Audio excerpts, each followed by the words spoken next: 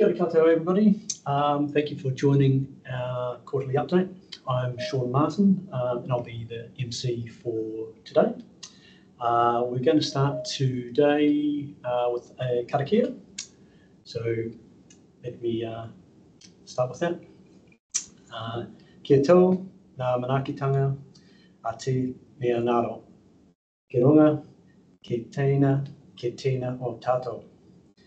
Kia mahia, te huia, mā kihikihi. Ki toi, te kupu, toi te mana, toi te aha, toi te reo mai. Kia turu, ka whakamoa, kia tina, hui e, taki e. So a quick outline of the agenda today. First up, we have the Chief Executive, Sarah Gillies, who's going to provide some detail of the review into last week's Northland transmission outage that we're undertaking, and an overview of our key priorities coming up for the quarter and the new financial year. Then there'll be an update on security of supply, followed by developments in our new investment pipeline work, and then we'll move on to an update on consultations. There will be opportunities to ask questions followed after each section. So you can do that via the chat or by raising your hand and asking questions. So without any further ado, we'll kind of get underway. So we're starting today's session with an update from Chief Executive Sarah. Welcome. And our update today is going to be slightly shorter, and that's because tomorrow is Matariki, as maybe some of you may well have travel plans. So welcome, Sarah. Thanks, Sean. It feels like we're reading the news, so it feels kind of formal. I hope everyone can hear us okay, and we keep mixing it up each time with a slightly different setup and room. But yeah, let us know what works and how this goes today. And thanks everyone for taking time out to join us. You know, Thursday before a long weekend. I know people will be busy, but we wanted to fit this in, and so as Sean said, we made it slightly shorter, and really appreciate you prioritising this before your long weekend. And because tomorrow is Matariki, and that's a really special holiday for all of us, I wanted to share our Matariki whakatauki to recognise tomorrow's holiday. Ngā kai a Matariki, nana I ao ake kiroga, which means the foods of Matariki by her scooped up. And it reflects what Matariki signals for Māori, festivity. And it's a time, you know, to kind of get together, celebrate the present, reflect on the year that you've had, and kind of reset as well, which I really like. I really like that kind of sense of end of a year reflection and start of a new year thinking. For some of you, and certainly for us in government, it aligns with our end of financial year. So that's a really good time to be thinking about kind of what you did over the year and think about what's coming up. So yeah, really important time. And just talking about reflection, probably a quick reflection on last week's events and the Northland Transmission Tower. We know it's early days, but can you give an update on what the review that we're undertaking is looking at, and kind of roughly how long it's going to take? Yeah, sure. And I think, you know, first also just acknowledge a tough experience for everybody to go through, tough for consumers in Northland, tough for all the crews working really hard to restore power as well. So, you know, I just want to acknowledge that. In terms of our review, you will know the Minister has asked us to undertake a review into the outage under Section 18 of the Act. We've set up a team and we're working really quickly, already getting that underway. We've published the terms of reference on our website, and you know, just I guess getting into it already. The terms of reference are reasonably broad. And they do encompass, you know, the impacts on consumers, but also that kind of broader, they raise those broader matters of resilience and regional resilience as well, which is something that we're focused on. So feel free to go and have a look on our website and see them. We've got 12 weeks to undertake the review, so we've got started. Thanks for the update there, Sarah. Now, I know that you were recently over in Australia at the Australian Energy Week. and you've shared some insights with the staff, but would you like to share any reflections with a wider group from what you saw? Yeah, and some of you may have been there. I didn't see a lot of Kiwis. I did see one or two, and I met some people, which was awesome.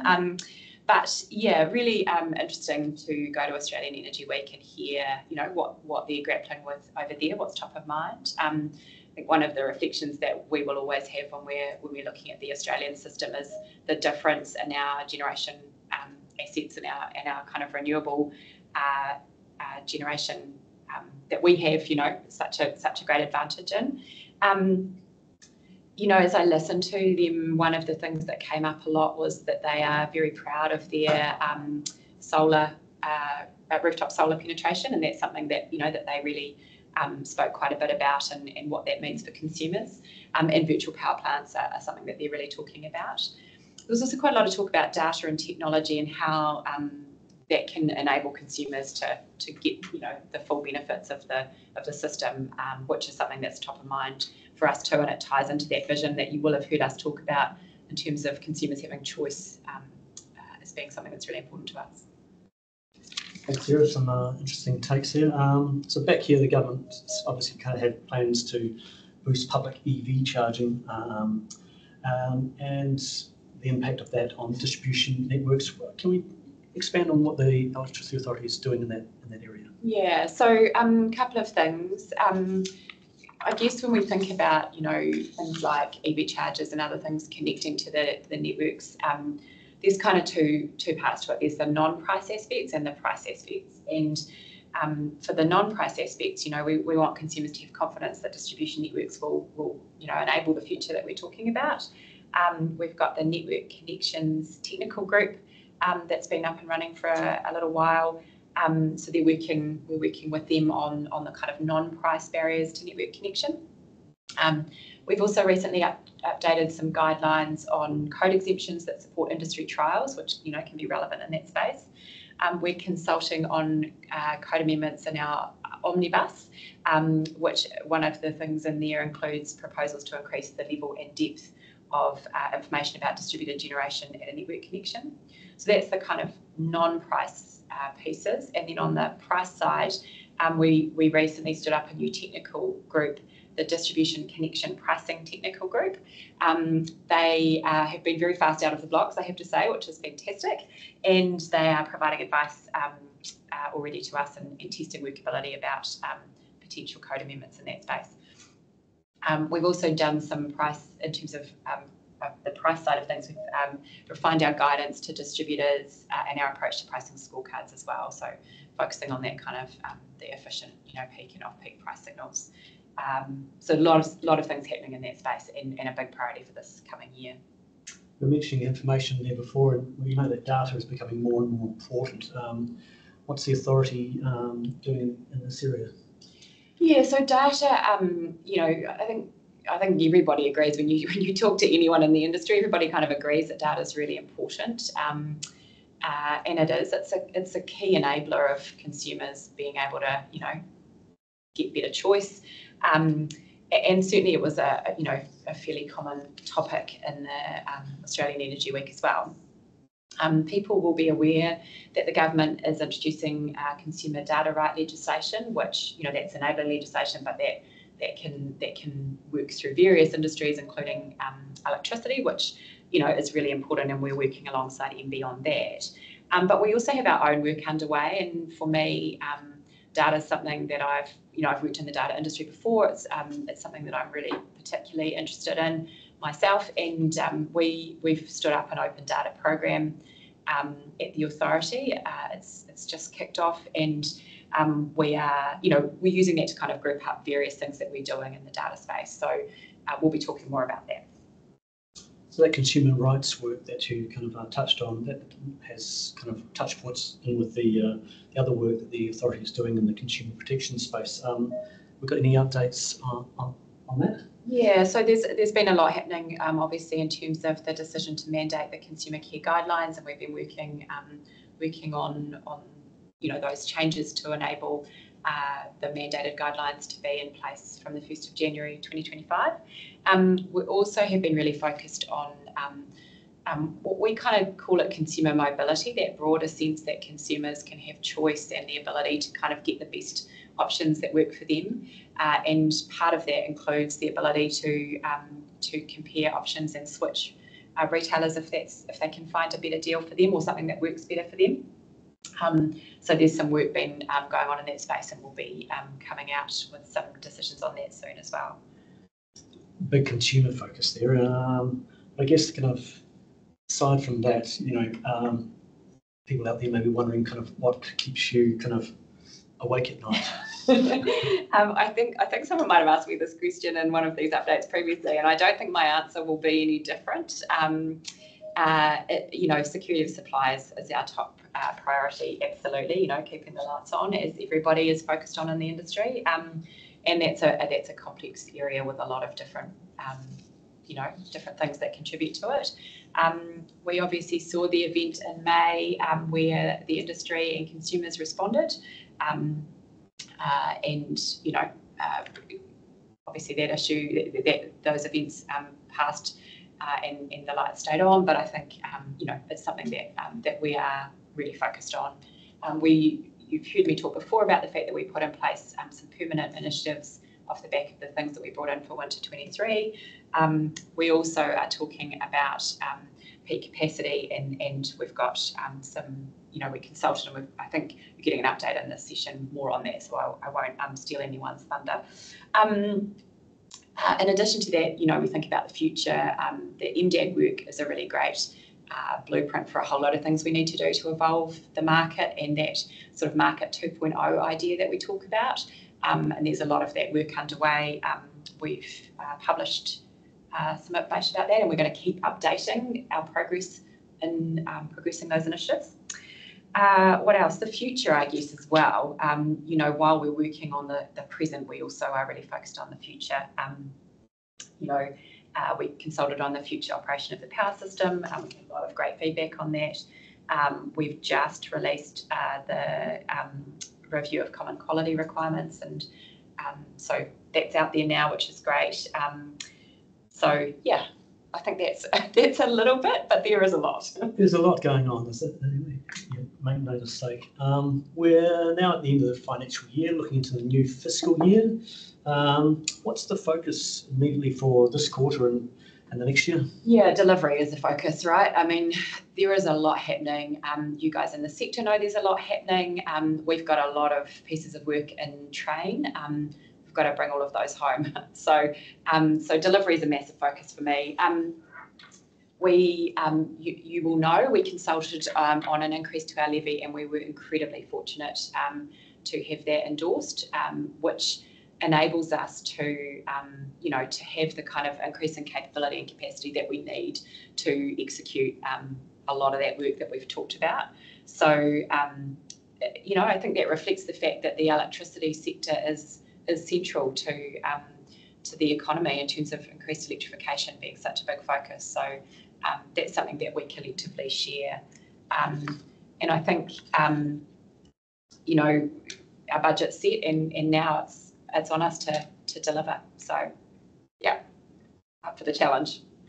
Delivery. Thanks for that. So now I'm going to turn to the audience for questions, and I see there's one hand up there already, or the other option is to write it into the chat.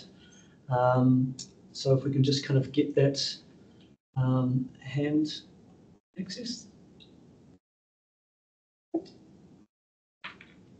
The mystery. I see a hand. Maybe some in the chat. Yeah. Just see if we can get the technical kind of. I'm really happy to pop back at the end too, because you've got updates to come from a lot of people in the team, and so if it's useful, I can pop back and check in to see if there's any questions. Yeah, I wonder if the hand that's up could kind of pop that message, that question into the chat, and we can kind of get to that. So one thing I would say, just as a kind of final piece, is you will have also seen that we announced our new advisory group too, and we're really excited about working with that group of people. So yeah, that's important. Hi, Callum. You got a question for me? Yes, please. So I had a read of the open letter that went out earlier this week. So just a bit of background for other folks who weren't aware. So this is all, as you mentioned, the 10th of May event where consumers got asked to reduce or be mindful of their power savings. And so there was some, in that letter you intimated that there's going to be feedback from the authority to the system operator about how to communicate about events like that in future. I was wondering if you could expand on that around the communication side of things, and also confirm whether or not the authorities, pardon me, rerun market systems to work out what the price difference was, pardon me, of the megawatts saved by consumers during that time. Thank you. Yes, thanks, Callum. In terms of your first question about communication, what I would say is following 9 August, the system operator and everybody really has done a lot of work on communicating in these kinds of events. And I think we've collectively made some massive improvements. As an industry, we've had events every year to kind of practice how we communicate and how the flow of communication works. And I think, that's been great and everybody's learned a lot from that, and that's awesome, but it's never done. We always want to keep improving, and so we're working with the system operator. They do great work in communicating, and we just work with them to look at any improvements that any of us can make.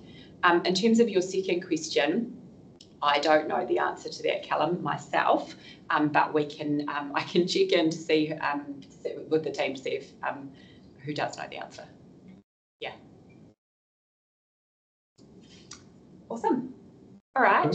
I don't see any other questions there, so always happy to take questions at another time, and via the team too. So feel free to fire questions through, and we can pick them up later. Thank you, Sarah. Awesome. All right. Thanks, everyone. Okay, so now we'll be moving on to Julia Arnold, who's going to bring us an update on the progress that we're making on the investment dashboard, which you may well have seen mentioned in an item on our website. Welcome, Julia. Hi, Sean. So since our last quarterly update in February, you gave us an overview of the Generation Investment Survey, the 2023 Generation Investment Report, and you've been working on that and enhancements and developments of that. Can you give us a bit of an idea and an update of the progress of what you've made? Yes, we've been working hard on improving visibility of the pipeline. So we have now got this dashboard online that's public, and so anyone can go and have a look at that. This is just one particular view, and I'll go through a few views. This is combining our data on the existing generation fleet with Concept's 2022 and 2023 investment survey. So what I'll show you today is just from the 2023 survey results, but if you are interested, you can have a look at how it compares with 2022. So this particular view, the group by is by fuel. You can change how it's grouped by, and we'll kind of go through a few of that. So from top, so this is showing megawatts and so capacity. At the top we have retired thermal generation. Then we have our existing fleet of generation. So you can see, about half of the existing capacity is hydro. Then there's geothermal and some wind there. Then below that, we have what was committed at the time of the survey. So there's 320 megawatts of geothermal, which is really great capacity to add to the system. But then we also have about half of that is solar capacity, which on a sunny day, that will be a really great uplift, but that's not always there. So do have to be careful when kind of comparing these numbers to take into account what type of generation this is. And then the next two bars are, according to the survey, at the time of the survey, what new generation was being actively pursued, and then this big basket of other things, which were basically like projects that people had considered potentially for the future, but weren't actively pursuing at that time. And you can see that most of the first of all, the capacity is quite large. That just shows you the big potential there is for what could be developed. It's larger than the existing megawatts, but most of it is intermittent. You can see also that about a third of that actively pursued in other is offshore wind, which if that is built, it will be a big incremental increase at one point, but it is at least a decade away. And then you can see that especially for the other category, it is mostly intermittent, though we do have this storage coming into play as well in terms of batteries. Now, in terms of actually when we could see this generation, if we go to the next viewpoint. So this is a view of sort of the timing. So for existing, it gives you an idea of when the existing fleet was built, which decade it was built. Depending on your contrast, the 2027 and beyond might have disappeared. But if you look at the remaining of what it is, you can see of the actively pursued, about a third of it could potentially be built by the end of 2026. That was the dates that they were given were the earliest possible date it could be built. Whilst that other category is almost all 2027 and beyond. And then if we go on to the next slide, this is a different view we gave to also give an idea of how things are changing over time. So for this particular view, I limited it just to existing retirements and what has been committed at the time of the survey.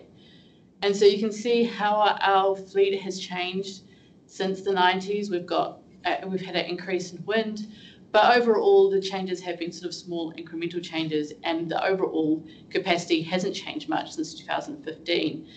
Whilst if you come to 2023, which is the first part from the survey, there was an increase, and we have actually seen that increase that was anticipated for 2023. Now that Tauhara, the new geothermal, is online, as well as stage 1 of Kaiwera Downs. We've had 2 solar farms that are now grid connected, and our first battery, which is grid connected. So that was all committed generation when we did the survey that has now come online. And then you can see for 2024, there's another big uplift that is anticipated. And so in the next year, we'll be keeping track to see that how much of that generation does come online in the next year. However, beyond 2024, there isn't that much new capacity that was committed at the time of the 2023 survey, about enough to offset the thermal retirement. But if we go on to the next slide, I added in what was actively pursued at the time of the investment survey. Obviously, that big uplift in the final bar is showing everything that is being actively pursued. But if you look at 25 and 26, you can see there's this big lot of solar that could potentially come online by 2026 that's being actively pursued. Obviously, they're all still going through the processes. We don't necessarily know what stage they are at right now, if they've got land, where they are in the consenting processes. We're keeping track of what's publicly available, but we might not know exactly where everyone is at the moment. We have had updates since the 2023 survey. For example, just last Friday, Lodestone announced that they are definitely going ahead with their Mackenzie County solar farm that will add 220 megawatts of solar capacity. And also the week before that, Mercury made an announcement that they'll go ahead with stage 2 of Kaiwera Downs. So it feels like there's announcements every week at the moment. And so that because of that, we're looking at how we can get this updated information on a more regular basis. So instead of doing just a ad hoc or annual survey with concept, we're looking at how we can get more information on a more regular basis. And so we'll be going out with a consultation before the end of 2024. And we're also looking and working with the Part 6 review to make sure we get information we need from distributors about what's happening on their networks. Okay, so if anyone's kind of keen to find the dashboard that we've got now at this stage, where would they be able to find that? So there'll be a link in the news article we put out, but it is on our public Tableau dashboard, and I think there'll be a link in the chat going on. And we will also release just a list of publicly available information on what projects are out there, and so we are hoping to keep that up to date as new public announcements come out. Yeah. Thanks, Julia. And so I'll turn to the people online. If they have any questions for Julia, please either raise your hand or pop it into the chat, although there may be an issue with some questions going into the chat. And if we don't have any questions, I'll just give it a minute, a few seconds or so to see if anyone kind of wants to raise their hand. Otherwise, we'll kind of move through onto our next presentation.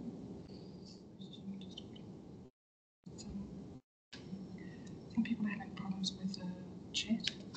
Looks like we may be having some problems with the chat, so we'll capture those messages and then respond to them probably after the webinar, maybe best. So, a question coming from.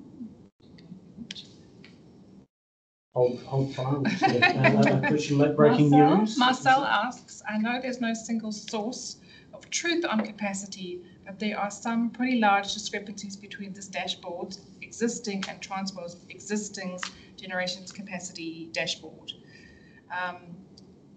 In some about a gigawatt of difference. Is there a way to reconcile these numbers? I would have to look into that and get back to find out what the difference could be there. Yeah. So let us come back to you on that question. No, I think it was Marcel. So thank you. I don't think there's any more questions. Thanks for those for that update, Julia. We're going to move now to our next update, and I'm going to be bringing in Natalie Bartos, who is Principal Analyst from the Operations Policy Team. Here she's going to give us an update on security supply position. Now, the Ops Policy Team has immediate short-term focus and responsible for policy development, the operation of the wholesale market, and they work closely across other policy teams. Hi there, Natalie. Kia ora, Sean, and hello to everyone online. So before I give an update on the security of supply position, a bit of context always helps. So when we talk about security of supply, we're talking about the ability of the electricity supply to meet demand over time. And so turning your mind to the sorts of risks that could occur to interrupt that supply. There's lots of different types of risks to be aware of. So that's things like plant or transmission failure. It could be cybersecurity, or it could be lack of investment. And Julia's just given us a really helpful update on the investment pipeline. But this afternoon, I'm going to talk to you about what we call the energy risk and the capacity risk. So energy risk is referring to whether we've got enough fuel, so that's water, coal and gas, to generate electricity over the longer months. And we typically tend to look at winter, but we do look at the longer horizon as well. And capacity risk is talking about the availability of enough generation each day to meet peak demand. So if you like analogies, I know you like analogies, Sean. I do like analogies. You can think about going on a long road trip. So if energy is really talking about the size of your fuel tank, have you got enough fuel in there to reach your end destination? How often are you going to need to refuel along the way? And where are you going to refuel? And capacity is a bit analogous to the size of the engine. So do you have enough power to get over those mountain peaks? Got it. So let's start with that energy risk. Can you give us an update on where we're at with our fuel position heading into this winter? Yeah, so let's start with water. The hydro storage is low at the moment. National hydro storage is currently sitting below that 10th percentile level. And look, we're monitoring this closely. And although storage is low, storage levels, when you take a longer term view of maybe the last 5 years, it's not too dissimilar to recent years. With the exception of last year, Kiwis will remember that last year was a very wet year, so that one's not a good comparison. But if you look at the years before that, the hydro storage is not too dissimilar to where we've been in June for those previous years. The key difference to note this year is gas availability. But overall, the system operator produces electricity risk curves, which monitor the projected hydro storage scenarios, and it takes into account gas and coal availability. And at the latest update, just one of those predictions just touches the alert curve for 2024. So with that in mind, is the authority concerned? Yeah, look, we're keeping a watching brief, and we always have to keep an eye on these things because they actually do change quite quickly. So I did mention that hydro storage is not too dissimilar to previous winters, but it can change quickly. So if we turn our mind back to just April of this year, hydro storage was again sitting quite low at that low 10% level. And then we had what's known as an atmospheric river, and hydro storage actually climbed back up to mean levels in the space of about a week. So look, it can be a bit of a roller coaster, keeping an eye on the weather, but that's just what we do here. Always keep an eye on the weather. So that's water. What about gas and coal? How are we looking there? Yeah, gas availability is more uncertain this year, but generators have previously indicated to us that they have sufficient gas contracted to run over winter 24. And again, that's another thing that we just have to monitor closely. And we do have some work about to start to improve the information we get on thermal fuels for security of supply monitoring. So keep an eye out for that. The coal stockpiles are also declining, and that's just a reflection of the hydro storage situation. But at current estimates, coal stockpile is estimated to be enough to last through winter. So that's the kind of energy risk aspect covered off. What about the capacity risks? Yeah, so hydro storage could be better from an energy risk perspective, but actually it does help us, low hydro, when it to meet the challenges of meeting peak demand. So that's the capacity risk. And that's because when hydro storage is low and hydro generation is low, the average electricity price tends to be a little bit higher. And those high prices increase the commercial incentives for thermal generators to offer into the market. So effectively what that means is you've got more spare capacity offered into the market to maintain supply when there's unexpected changes like low wind generation, or a sudden increase in demand. Which is what happened on 10th of May. Yeah, similar. So we certainly saw low wind generation on 10 May, but the 10 May scenario was slightly different again in the sense that we had a higher than normal amount of generation on planned outage, actually around 2,000 megawatts, so it's quite a lot.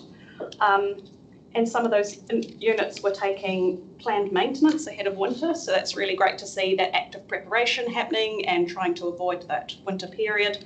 But unfortunately, it did coincide with an unseasonal cold snap.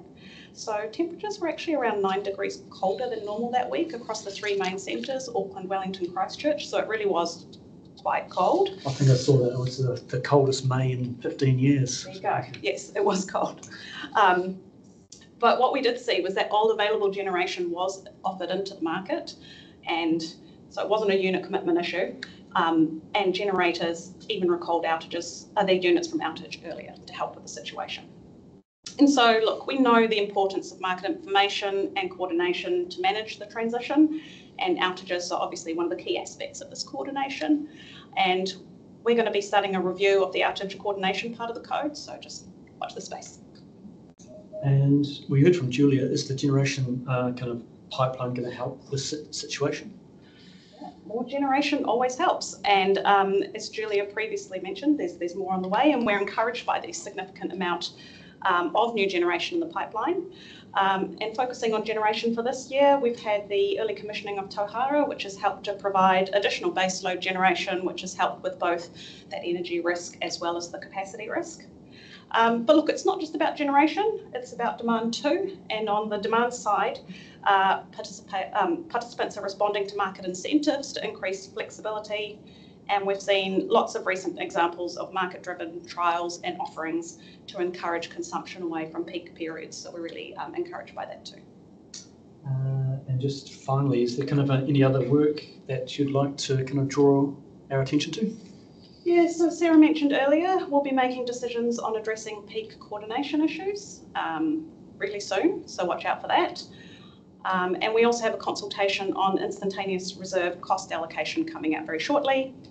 That consultation is proposing changes to the code to ensure that reserve costs are appropriately allocated to intermittent generation, as well as looking to increase incentives for intermittent generators to invest in flexibility. So that consultation is going to kick off in July, and we'd really love to hear your feedback. Fantastic. Thanks for that, Natalie.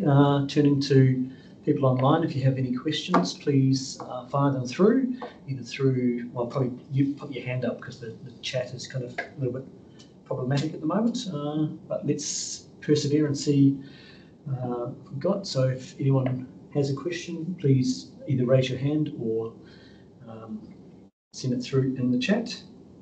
So let's see if we see anything else. While we wait, how confident are you about the kind of where we're at looking into this winter? Yeah, look, we are in the transition, and that journey is going to be bumpy at times, and it's already creating challenges for security of supply, like we saw on 10 May. So it will be tight at times, and that's why it's going to be important for any emerging risks to be well communicated, so that they're well understood and appropriate mitigations can be put in place, planned, coordinated.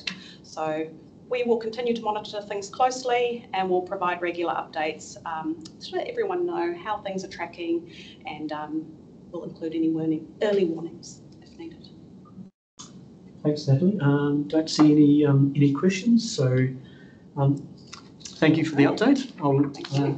Your job is done. I'll move on to our next kind of presenter, who is going to be Sheila Matthews, who's going to update us on consultations and decisions in the next quarter.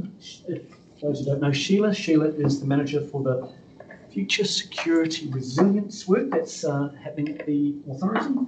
And she's going to basically give us an update on Part 8 review that was just released on Tuesday this week, wasn't it? That's right. Hey, Sheila. Yes, hi. Thank you, Sean.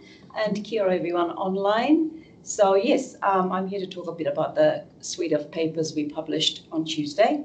Sarah did talk about it a bit when she spoke about the Part 8 consultation. So as part of the wider Future Security and Resilience program of work, it's a mouthful, we started a review of the common quality obligations in Part 8 of the code. And I'm being very specific because the code is huge, lots of parts. So this review is about the common quality obligations in Part 8. What is common quality? It refers to those elements of the quality of electricity conveyed across the power system that cannot be technically or commercially isolated to a single participant or group of participants. So examples of those elements of quality of electricity, frequency, voltage, and harmonics, which is what our suite of papers that we published is all about. So, with more and more renewable energy in the forms of distributed energy resources, and more importantly, inverter-based resources coming onto the power system, that's causing technical challenges such as your traditional power flows that were in one direction, unidirectional, now becoming bidirectional. And the code in its current format doesn't really suit that. So this review we started last year. We worked with stakeholders. We had a number of one-on-one engagements, and we published a issues paper in April last year. 7 broad technical issues identified in that consultation. We got a whole lot of submissions, and then after that, we've been working on options to address these issues. So I'd like to do a shout out actually to the Common Quality Technical Group, or the CQTG as we call them. They comprise of members from across the industry, and we thought we'd get this group together to help us with this piece of work because it's really important that we get the settings right. So a shout out to them. Their input has been invaluable, as has been the system operator, the studies they've done to inform these papers, and Professor Neville Watson from the University of Canterbury, leading specialist in the area of harmonics in particular, really been useful to help us with the suite of papers. So 2 of the papers are to address options for frequency and voltage issues. The third one is actually a discussion on harmonics. And why is it a discussion? Is because in the area of harmonics in New Zealand, it's pretty light in terms of regulation. So it's too early to start looking at options for harmonics. So that's the 3 papers. And there is a cover paper that gives context to the whole suite of papers. So how does this all kind of play out with the authority's priorities? Yeah. So the authority's got three priorities for the year in the areas of flexibility, security of supply, as Natalie spoke about, and data. So this is more the security of supply, because if we've got the settings right to enable more and more inverter-based technology in particular, but DER, that encourages more investment, and it also helps the system to stay stable and resilient. So it kind of works in there, and working for the consumer. Consumers are becoming prosumers. They've got the ability now to provide power back to the grid. So it's trying to get all those settings right. So that's how it's aligned with the objectives. And again, if anyone wants to kind of find any of this information that came out on Tuesday, where do they go and how do they feedback on it? Yes, so all the papers have got all the details on how you can provide feedback. We really look forward to getting your submissions. There is a Appendix B, I believe it is. It's got all the questions we are looking to get feedback on, but feel free to provide other information if you do. There is an email address in there, fsr@ea.govt.nz. But also, if you'd like to catch up with us prior to consultation closing, it's open for 8 weeks. It closes on the 20th of August. Please feel free to get in touch with us, and we are happy to have those discussions with you prior, if you'd like to. Great. Fantastic. Sheila, thanks for that. Now, again, throw to the audience out there. If there's anyone has a question, please raise your hand or put it down into the chat. Can't see any there coming there, so let's just give it a few seconds. If not, we can come back to it. So let's kind of move on. So we're just going to turn our attention. We were talking at this consultation, so let's turn our attention to consultation calendar, which has just come up on screen. So this is up on our website. It's here, but gives you a bit of an overview. There's a number of key consultations coming up, some of which we've already provided some background on. And there will be some key decisions coming up this quarter as well in August. As an example, we have kind of a big one around mandating the consumer care guidelines. So all of these consultations come out in our regular market brief and goes up on the website. So if you haven't signed up to the market brief newsletter, which comes out each Tuesday, I encourage you to do so. You can do that on the website, and a note will also be in the chat on how you can sign up to the market brief newsletter. So that's our agenda for the day. With that, we're just going to close with a karakia and wish you all a kind of happy matariki for whatever you choose to do with your holiday. Kia whakairia te tapu, kia wātea ai te ara, kia tūruku whakataha ai, kia tūruku whakataha ai. Haumea, huie, taikie. Wishing you a safe matariki. Thank you.